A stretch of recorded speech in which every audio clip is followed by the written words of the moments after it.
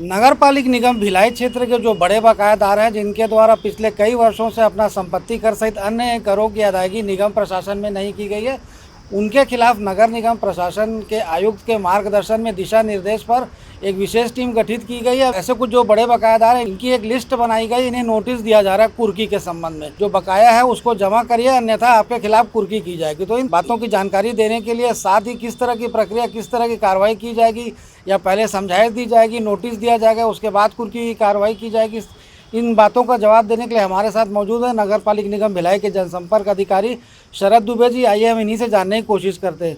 हाँ दुबे जी, नगर निगम प्रशासन के जो आयुक्त हैं, उनके द्वारा कुछ दिन पूर्व मीटिंग ली गई थी बड़े बकायादारों से संपत्ति कर की वसूली को लेकर के। तो इस संबंध में चूँकि कई बकायादारों की एक लिस्ट तैयार की गई है, इन्हें लिस्ट के माध्यम से सूचित किया जा रहा है कि भाई अपना आप संपत्ति कर की राशि जमा करिए, अन्यथा कुर्की की कार्रवाई की जाएगी। तो यह किस तरह की प्रक्रिया है? देखिए, माननीय आयुक्त महोदय देवेश कुमार ध्रुव सर ने निगम की आर्थिक स्थिति को सुदृढ़ बनाने के लिए लगातार प्रयास कर रहे हैं। वे जनवरी में ही समीक्षा बैठक करके उन्होंने पिछले वर्ष वित्तीय वर्ष 23 के टारगेट को अचीव करने के लिए जो हमारे ठेका एजेंसी प्राप्त हैं, जो करों की वसूली करता है, साथ ही नगर निगम कर्मचारियों, सभी जोन के सहायक राजस्व अधिकारी की बैठक लेकर उन्हें निर्देशित किया था। वित्तीय वर्ष 23-24 की समाप्ति के बाद लगातार वे छूट का प्रावधान भी दे रहे हैं। 6.25% का छूट अभी चल रहा है 30 मई तक। इसी बीच उन्होंने समीक्षा के दौरान एक बात पाया कि लोग वर्ष 2000 से 2006 से 2011-12 से अपना संपत्ति कर का बकाया राशि निगम में जमा नहीं किए हैं। तो उसके लिए उन्होंने संपत्ति कर अधिकारी को निर्देशित किया ये कि आप ऐसे बकायेदार जो लंबे समय से निगम के टैक्स का भुगतान नहीं किए हैं, इनकी जोनवार सूची प्रस्तुत करें। और वो सूची प्रस्तुत की गई संपत्ति कर अधिकारी द्वारा। उसके बाद फिर उन्हें 174 नगर पालिका अधिनियम 1956 की धारा 174 के तहत नोटिस जारी किया गया, जिसमें 30 दिन के अंदर बकायेदारों को अपनी संपत्ति कर की राशि जमा करने का प्रावधान किया गया है। वो 30 दिन की अवधि समाप्त होने के बाद आयुक्त के महोदय ने संज्ञान में लेकर कि इन्होंने 30 दिन का अवधि समाप्त हो गया है, अब इनको 175 नगर पालिका अधिनियम 1956 की 175 धारा के तहत इन्हें सक्ति पत्र यानी कुर्की वारंट जारी करने का उन्होंने आदेश दिया। हमने हस्ताक्षर करके कुर्की अधिकारी नियुक्त कर दिए हैं और कुर्की अधिकारी को निर्देशित किया गया है कि वे 30 मई तक सारे जो बकायेदार हैं उनसे राशि वसूल करके निगम कोष में जमा करवाएं।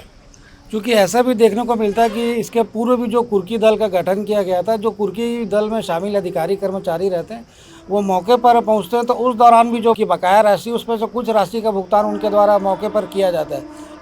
आयुक्त महोदय द्वारा स्पष्ट निर्देशित किया गया है कि इस बार जो है वो कम से कम 100% राशि जो बकाया राशि है उसे ही प्राप्त करेंगे, उसके बाद ही उन्हें राहत दिया जाएगा। और स्पष्ट निर्देश है कि मौके पे जो कुर्की दल जाएगी उसे 100% राशि की वसूली जो बकायेदार है उनसे किया जाना है। क्योंकि यहाँ पे संपत्ति कर की वसूली के लिए भी एजेंसी को जो तैनात किया गया है, उसके बारे में भी कहा जाता है कि उसके जो कर्मचारी हैं लगातार अपने कार्यों को ठीक ढंग से अंजाम नहीं देते। क्योंकि पूर्व में एजेंसी के कर्मचारियों को कहा गया था कि घर घर जाकर के संपत्ति कर की राशि वसूल करना है, शिविर के माध्यम से वसूली की जानी है, लेकिन इस तरह का कुछ देखने को नहीं मिलता। पूर्व में जो एजेंसी कार्यरत थी उसको परिवर्तित करके नए टेंडर किए गए हैं। श्री पब्लिसिटी को जिम्मेदारी दी गई है और वे अपने हिसाब से काम कर रहे हैं। उन पे मॉनिटरिंग, विशेष रूप से जोन के जो सहायक राजस्व अधिकारी हैं उनके एक टीम उनके ऊपर मॉनिटरिंग कर रही है और अभी तक तो ऐसी कोई शिकायत नहीं आई है। और शिकायत आने पर तत्काल आयुक्त महोदय संज्ञान लेकर उस पर कार्रवाई के निर्देश देते हैं। क्योंकि अभी इस माह देखा जाए तो कितने प्रतिशत की छूट निगम प्रशासन द्वारा दी जा रही संपत्ति कर को लेकर? देखिए, छूट का प्रावधान जो है अप्रैल से चल रहा है। अप्रैल से मई तक 6.25% का छूट है। और मेरा तो नगर निगम क्षेत्र के सभी भवन स्वामियों से एक अपील है, आग्रह है निगम प्रशासन की ओर से कि वे अपनी बकाया राशि के साथ साथ वित्तीय वर्ष 24-25 का संपत्ति कर की राशि का भुगतान करें। जिन्होंने एक साथ भुगतान किया है वित्तीय वर्ष 24-25 की राशि का, उन्हें 6.25% का छूट का लाभ मिल रहा है। और जो लंबे बकायेदार हैं, जो 2000 से 6 से और अभी तक का वित्तीय वर्ष का भुगतान नहीं किया है, उनसे मेरा अपील रहेगा कि निगम प्रशासन की ओर से कि वे सभी बकाया राशियों का भुगतान एक साथ निगम कोष में जमा करवाएं, ताकि जो आने वाली कुर्की की कार्रवाई है उससे वे बच सकें। दुबे जी, यहाँ पे एक सवाल ये भी आता है, क्योंकि अगर अपन संपत्ति कर से हट करके बात करें तो यहाँ पे देखने को ये मिल रहा है कि जो नगर निगम क्षेत्र में कई अवैध होर्डिंग संचालित है। जगह जगह पर लोगों ने कुछ अपनी राजनीतिक पकड़ से को लेकर के और कुछ अपनी सेटिंग से जिस तरह से भी कहा जाए, लोगों द्वारा अनाधिकृत रूप से शहर के अनेक स्थानों में अवैध रूप से होर्डिंग्स लगाए गए। अभी जो मुंबई में हाल फिलहाल में जो घटना हुई है, 8 लोग जो ख़त्म हुए हैं, तो इस तरह की घटनाएं ना हो, चूँकि कई स्थानों में ये भी देखा जा रहा है, दक्षिण गंगोत्री, उत्तर गंगोत्री में, कि जो होर्डिंग्स लगे वो काफ़ी जर्जर स्थिति में पहुंच चुके। तो आयुक्त महोदय द्वारा इस संबंध में बैठक भी ली गई थी, तो किस तरह का बैठक में निर्णय लिया गया और जो अवैध रूप से होर्डिंग्स लगाए गए उनके ऊपर कार्रवाई करने के लिए किस तरह की तैयारी है? आपकी चैनल के जानकारी में है कि माननीय आयुक्त महोदय द्वारा एक बैठक आयोजित करके समीक्षा बैठक में ये बात पर गंभीरता से विचार किया गया और उन्होंने छत में जितने होर्डिंग्स लगे हुए हैं छत के ऊपर, वो सभी होर्डिंग की स्ट्रक्चर की जांच करने के लिए निर्देश दिए हैं। वो निगम के जोन आयुक्तों को निर्देशित किया गया है कि वे इंजीनियरों के माध्यम से, साथ ही उसके बाद फिर आयुक्त महोदय के निर्देश के बाद राजस्व अधिकारी ने भी बैठक आयोजित करके सभी विज्ञापन एजेंसियों को बैठक में ये कहा है कि अपने जितने भी होर्डिंग्स लगाए हैं छत के ऊपर, वे सारे होर्डिंग्स की मजबूती की जांच करवाकर अपने आर्किटेक्ट से हमारे समक्ष प्रस्तुत करें। वे प्रस्तुत करेंगे, उसके बाद फिर उस पर इंजीनियर जो हैं और उस पर मजबूती की जांच करके अपना प्रमाण पत्र प्रस्तुत करेंगे। रही बात अवैध होर्डिंग की, तो सरकार का एक योजना थी होर्डिंग लगाने का था, उसमें यूनिपोल लगा दिए गए हैं और ज़मीन पर, भूमि पर कोई भी ऐसा होर्डिंग अवैध रूप से अभी संज्ञान में नहीं आया है, क्योंकि सरकार की नई स्कीम के तहत यूनिपोल लगाने का जो स्कीम है, तो सभी जगह यूनिपोल लगाए गए हैं। बाकी अवैध होर्डिंग को हटा दिया गया है।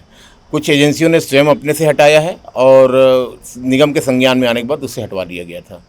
दुबे जी, अंतिम सवाल आपसे ये है कि चूँकि अभी आगामी दिनों में बरसात का मौसम शुरू होने वाला है, तो बरसात के पूर्व जो छोटे नाले हैं जो शहर के बीच से गुजरते हैं, नाले नालियों की सफाई को लेकर के अभी अभियान की शुरुआत की गई है अथवा नहीं? और दूसरा ये कि चूँकि हर वर्ष ये देखने को मिलता है कि नगर निगम द्वारा बरसात पूर्व नालों की सफाई की जाती है, लेकिन जल भराव की स्थिति निचली बस्तियों में देखने को मिलती, तो इस वर्ष भी ऐसी स्थिति का सामना करना पड़ सकता है क्या?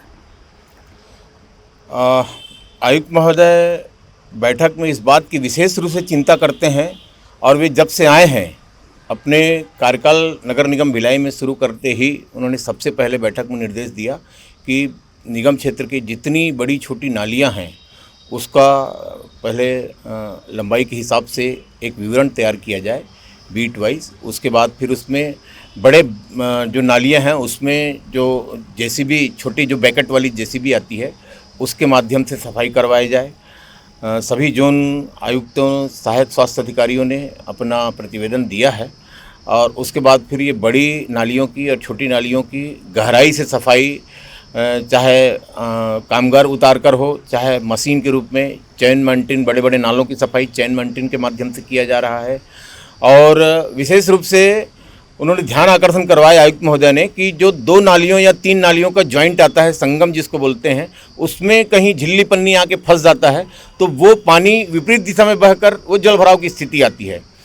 और कुछ दबे हुए पुल रहते हैं जो टूट गए हैं, छोटे पुल हैं, नाली के ऊपर से गुजर रहे, टूट गया है तो उसके गिट्टी मिट्टी जो है वो जाके जाम कर देता है। इस तरह की जगहों को चिन्हांकन करके उन्होंने स्पेशली निर्देश दिए हैं कि बरसात के पूर्व ये सारे जगहों की विशेष रूप से सफाई किया जाए। जो फंसे हैं जाम कचरे, बड़े बड़े कचरे हैं, पेड़ के डंगाल हैं, झिल्ली पन्नी है, उसके चौक पॉइंट के चेक करके सफाई किया जाए। ये थे हमारे साथ नगर पालिक निगम भिलाई के जनसंपर्क अधिकारी शरद दुबे जी, जिन्होंने बताया कि चूँकि आयुक्त महोदय द्वारा इस वक्त सख्त रुख अपनाया जा रहा है संपत्ति कर की वसूली कर को लेकर के, उनका स्पष्ट रूप से कहना है कि 100% संपत्ति कर की वसूली की जाए।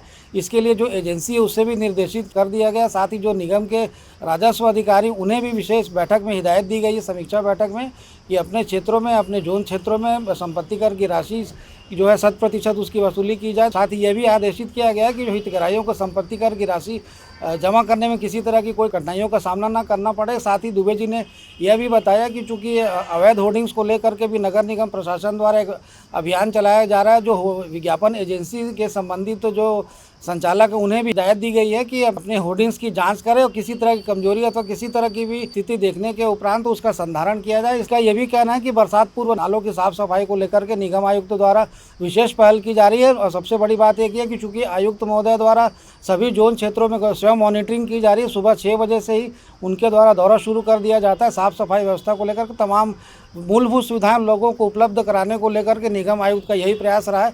अब चूंकि हर वर्ष ये देखने को मिलता है कि बरसात पूर्व सफाई जरूर की जाती है, लेकिन स्थिति बरसात में जस की तस नजर आती, लोगों को परेशान होना पड़ता है। लोकसभा चुनाव समाप्त होने के बाद से लगातार नगर निगम में बैठकों का दौर जारी है। आज भी शनिवार का दिन, आज भी निगम के स्वास्थ्य अधिकारियों की बैठक ली जा रही है। तो एक प्रकार से अच्छी पहल है आयुक्त महोदय ध्रुव सर की।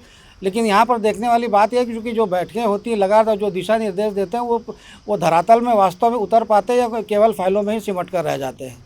कोइन मीडिया न्यूज़ के लिए दीपक तल्लेवार के साथ संजय दुबे।